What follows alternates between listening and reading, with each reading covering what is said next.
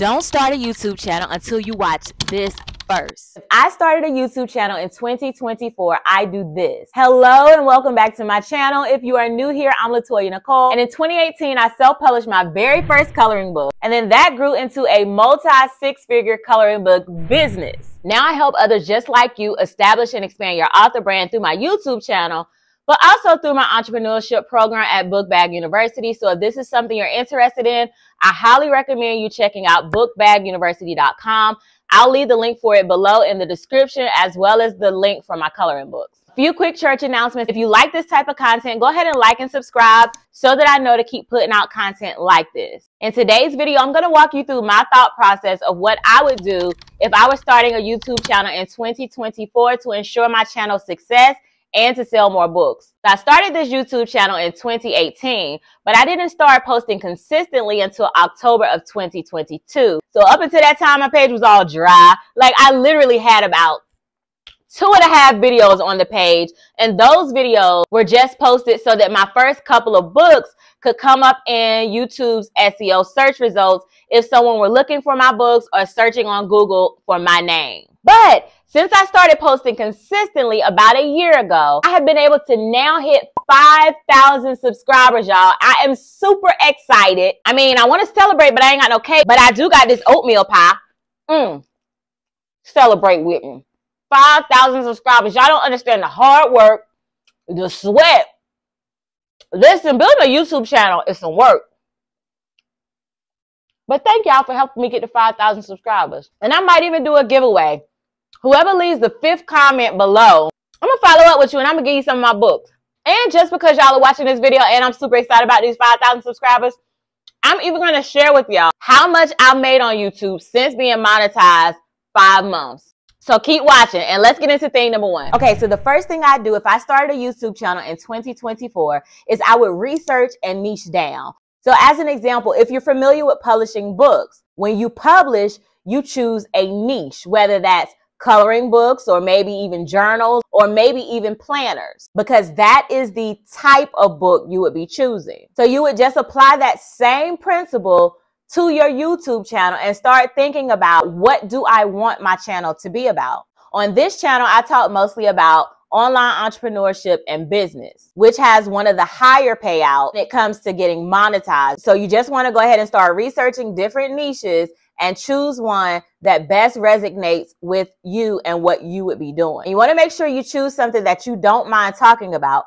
because creating content is going to require you to talk about this topic a lot. This is what's going to make people subscribe to your channel, because they're going to know what to expect when they come to your channel. Once you start researching and figuring out what others may be talking about in a specific niche that you're interested in, then you're going to start thinking about how you can add your own twist to it and make it unique. Because even in the niche that I talk about, there are a lot of other YouTubers that talk about the same thing. So what is going to make a stranger click on my content versus their content? If we are both talking about the same type of thing, that's where you begin to start understanding and identifying any gaps in the market. And also you begin understanding your target audience so that you can meet their need by providing value. Because building a YouTube channel, you want to provide value. That's one of the reasons that YouTube channels grow, is because people know what to expect when they're coming to their page. They know that this person is going to give them the real. They know that this person is going to take them behind the scenes. They know that this person is going to give them something that they're looking for.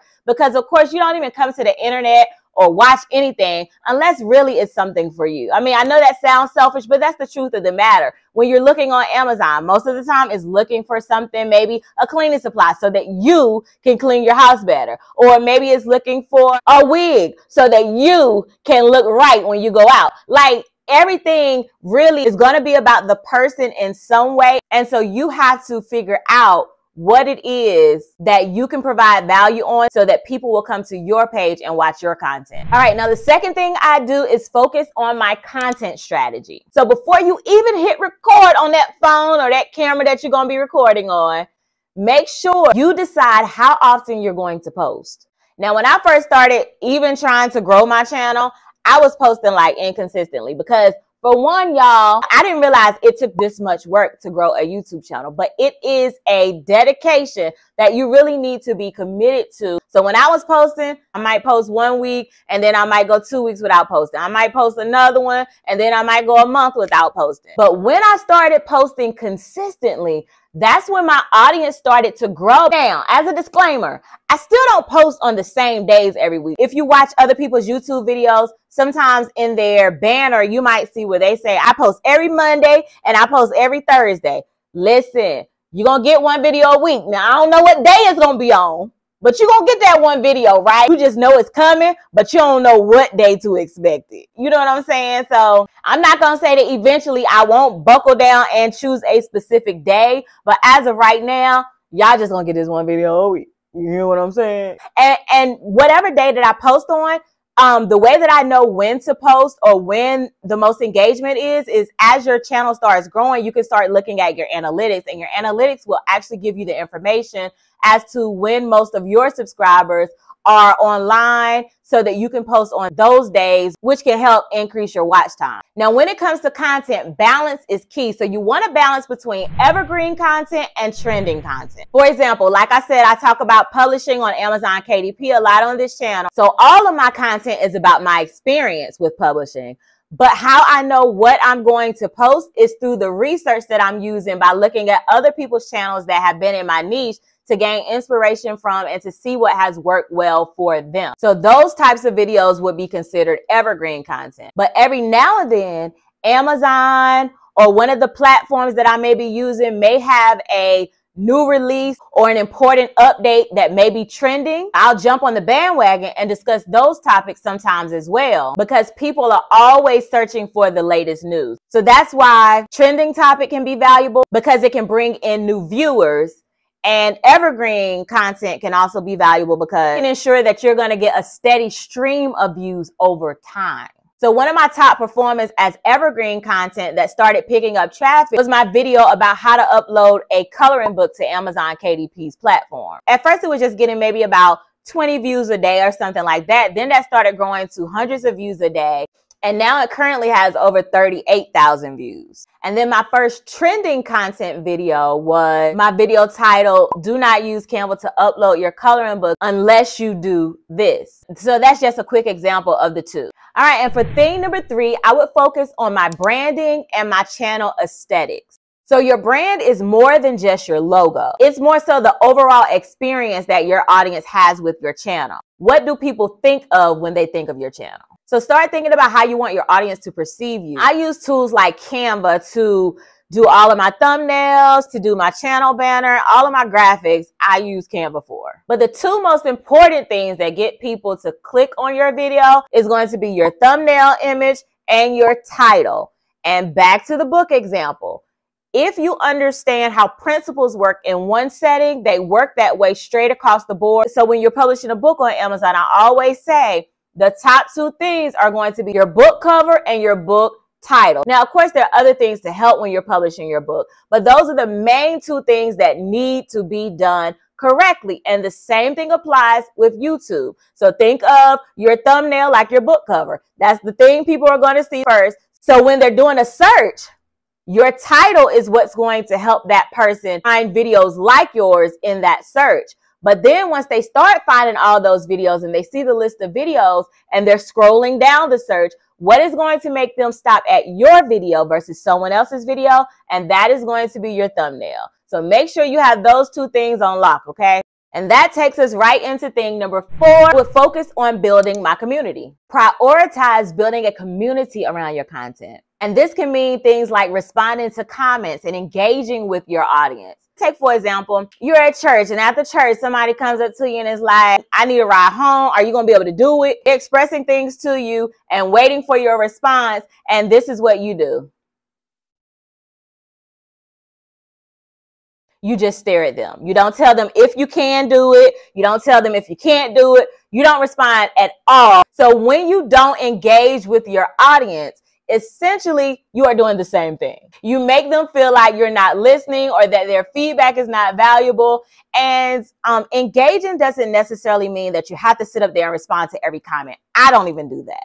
But engagement can also mean that you like their comment, that you click on the little love button, just acknowledging that you saw it. I know I've even done things like I might not have responded in the comments, but I might have seen one of the comments and that prompted me to make a whole video about their question. So it's still letting them know, hey, I hear you, I'm listening to you, and your feedback is important to me. And you can also use polls and surveys. So under your community tab on YouTube, you can actually do surveys where you're asking your audience certain things. Like, let's say you don't know what type of thumbnail to put on your video. So maybe you do your top 2 thumbnails that you can't choose between, and you post both of those and you do a poll and say, hey y'all, I'm doing a video next week. This is what the topic is going to be. Which thumbnail do y'all like best, number 1 or number 2? And let your audience decide. And then that way, when you decide to choose the thumbnail that most people decided on, they feel like they had a part in helping you choose that thumbnail. And it may seem little, but it really does help contribute to growing your audience because people feel connected. Another thing that you can do is utilize the power of Reels.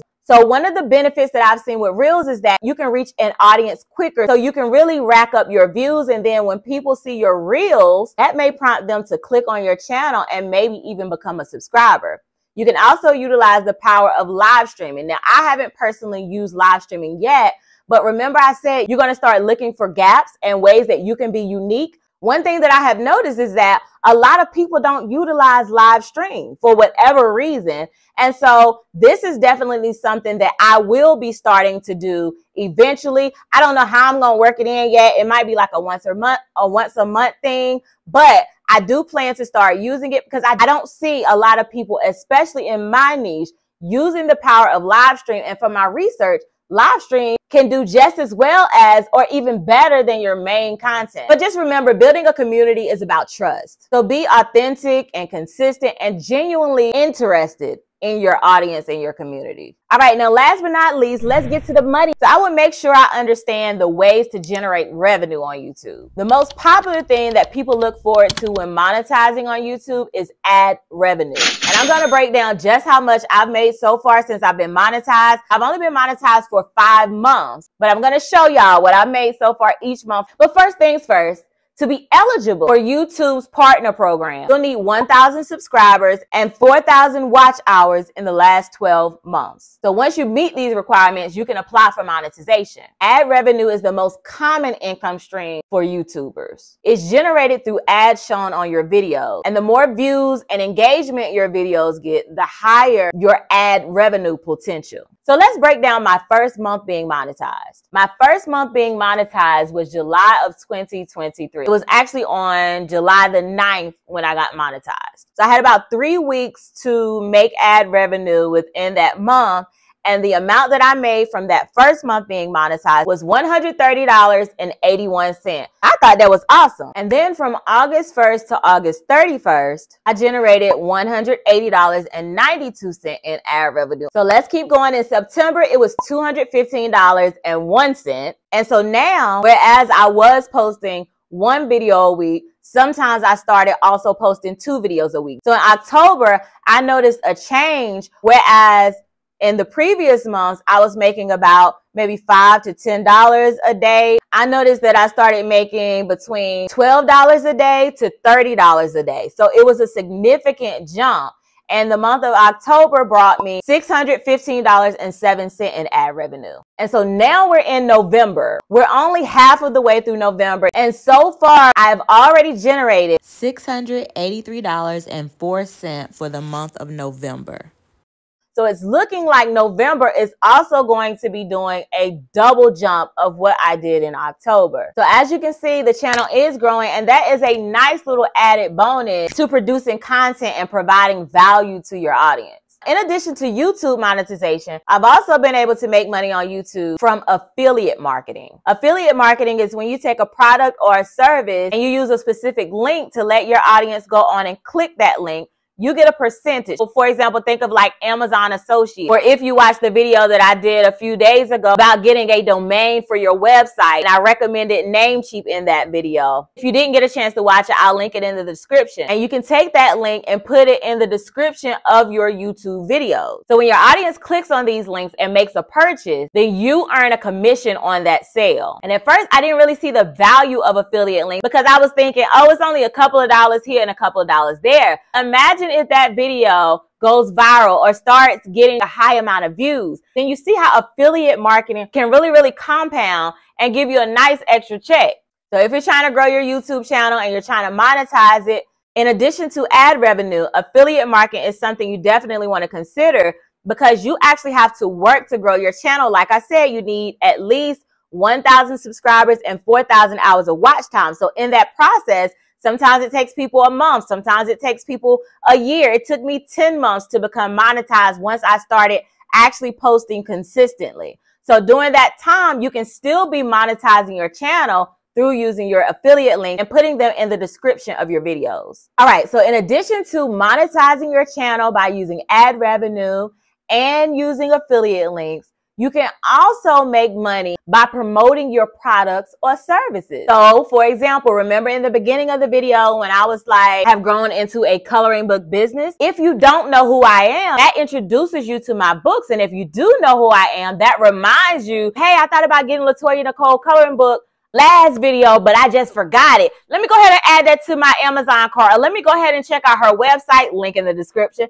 See how that works? So there are a number of ways to diversify your income and make money while also building a community around your niche. So we went through what I would do if I started a YouTube channel in 2024 and how you can too. And we did it all based off of my experience of being monetized for the past 5 months. And let me know in the comments your thoughts on these strategies so we can continue the conversation. Thanks so much again for liking this video. And if you're finally ready to publish your book and build your author brand, then again, I highly recommend you starting a YouTube channel as a marketing tool to sell more books. Until next time, bye-bye.